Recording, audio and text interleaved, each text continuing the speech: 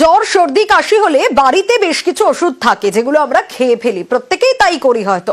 এছাড়াও সুগারের ওষুধ, প্রেসারের ওষুধ, যেগুলো প্রতিদিনের দরকারি ওষুধ, বছরের পর বছর সেসব ওষুধ খাচ্ছেন। জানেন কি সেই ওষুধেই বিপদ লুকিয়ে রয়েছে? কি বিপদ?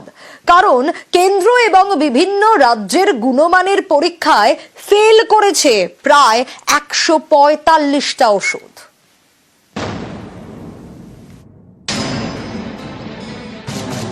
হাই প্রেসার থেকে সুগার, রোজ ওষুধ খেতে হয়।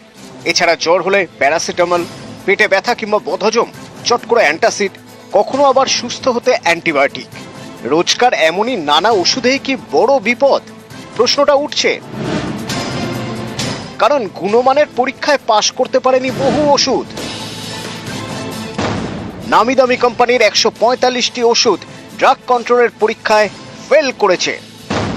এর মধ্যে কেন্দ্রীয় ড্রাগ কন্ট্রোলের পরীক্ষায় ফেল করেছে 52টি ওষুধ, আর বিভিন্ন রাজ্যের ড্রাগ কন্ট্রোলের পরীক্ষায় ফেল করেছে 93টি ওষুধ। ফেল করা ওষুধের তালিকায় এমন অনেক ওষুধ রয়েছে যেগুলি অনেককেই নিয়মিত খেতে হয়। যেমন হাই ব্লাড প্রেসারে অত্যন্ত পরিচিত ওষুধ টেলমা AM ড্রাগ কন্ট্রোলের পরীক্ষায় ফেল করেছে। বমি বন্ধ করতে অনেকেরই ভরসা অন্ডেম, সেটাও ফেল। অ্যান্টিবায়োটিক ক্ল্যাফপার্কো ফেল। বাচ্চাদের ডায়রিয়া হলে জিঙ্ক সালফেট দেওয়া হয়, এই ওষুধও পাশ করতে পারেনি।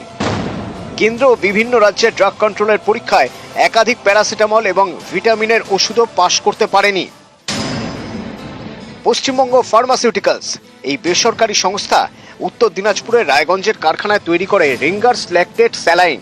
সেই স্যালাইন ঘিরে সম্প্রতি বিতর্ক তৈরি হয়। সেই স্যালাইন কর্ণাটক ড্রাগ কন্ট্রোলের পরীক্ষায় ফেল করেছে।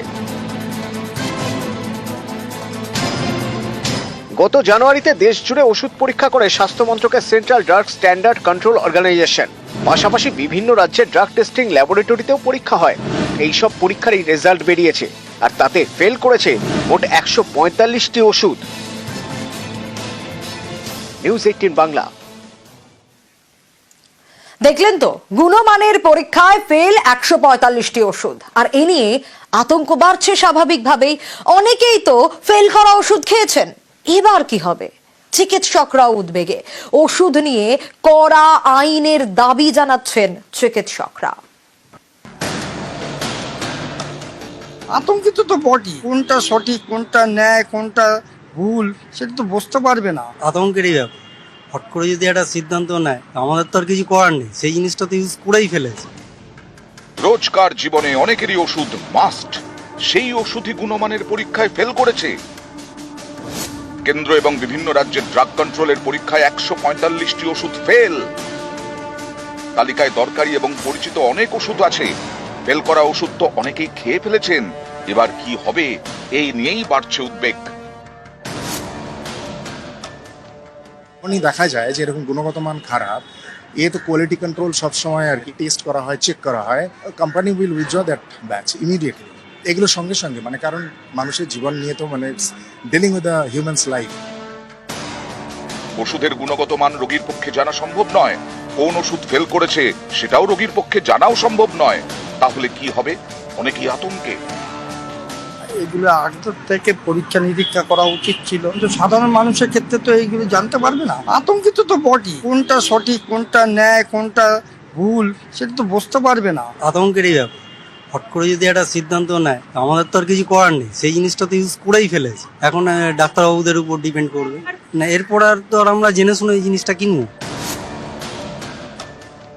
আমাদের তো ওষুধ পরীক্ষা করে লিখি না, আমরা ওষুধের যে কম্পোজিশন থাকে, যতটা আইপি মানে ইন্ডিয়ান ফার্মাসিউটিক্যাল স্ট্যান্ডার্ড অনুযায়ী যা ওষুধের কম্পোজিশন, সেই অনুযায়ী লিখি। ওষুধ কাজ না করলে একটা সমস্যা হচ্ছে যে আপনার অসুখটা বাড়ছে। ধরুন আপনার সুগার প্রেশার খুব কন্ট্রোলে আছে, হঠাৎ সুগার প্রেশারটা বেকন্ট্রোল হয়ে গেল। বেচারা হয়তো আগে সঠিক ওষুধ খাচ্ছিলেন, হঠাৎ একটা ব্যাচ পেয়েছেন যে ব্যাচটা সঠিক নয়, তো ন্যাচারালি সব বেকন্ট্রোল হয়ে গেছে। এই যে ক্ষতিটা, এটা তো মাপা মুশকিল, এবং এখান থেকে আপনার অপূরণীয় ক্ষতিও হতে পারে। নজরদারি আরো কঠিন, সঠিক এবং বাস্তবোচিত করতে হবে। আমাদের যে ধরনের নজরদারি আজ থেকে 25 বছর আগে ভ্যালিড ছিল, এখন সেই ধরনের নজরদারিতে হয়তো হবে না। আরো বেশি পরিমাণে মানে ব্যাপারটাকে আরো স্ট্রিনজেন্ট করতে হবে। সরকারের ওয়ান অফ দি মুখ্য রোল ইন এনি সোসাইটি হচ্ছে ল এনফোর্সমেন্ট। নিউজ 18 বাংলা।